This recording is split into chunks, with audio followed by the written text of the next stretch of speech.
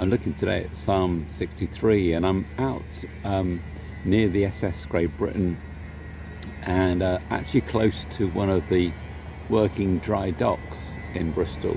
I think it might be the only one actually. Psalm 63 says this, a psalm of David when he was in the desert of Judah. O God, you are my God, earnestly I seek you.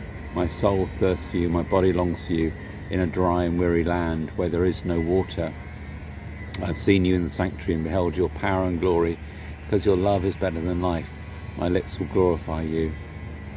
I will praise you as long as I live, and in your name I will lift up my hands. You know, it's interesting that a dry dock has got a particular purpose, which is basically when a ship that's normally in water is having a break to get repaired. You need a dry dock, you need the basin, but not full of water, but enabling people to get underneath it and to deal with the things that need fixing.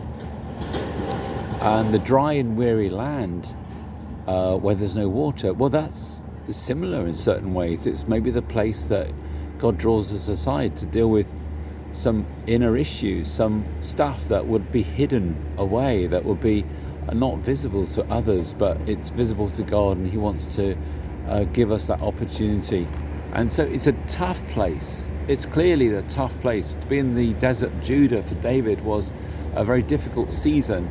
It was also somewhere where it was very, very barren indeed, and very harsh environment, and something that it was not easy to survive in that context. But nevertheless, it's one of the training grounds that God had for him. And you know, there's amazing richness in this psalm, some of the things he comes out with. I've seen you in the sanctuary and beheld your power and glory, because your love is better than life. My lips will glorify you. And he starts to really worship in the middle of this desert. My friend who lived in the Middle East for quite some time said one of the loveliest places for him to go and worship was to go drive right out into the middle of the desert. Incredible skies and when of course it was dark, amazing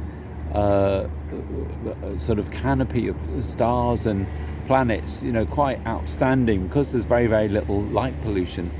And sometimes those remote place where God spoke to Abraham and said your descendants will be like the stars in the sky, or like the sand on the seashore. A place where God spoke to Abraham so clearly, so strongly, so powerfully in the middle of that desert place. So I pray today that we would also hear God speak to us, even in a dry season, even in a place that feels barren, or maybe empty, or maybe alone, perhaps in a place where God is doing some repair work on us.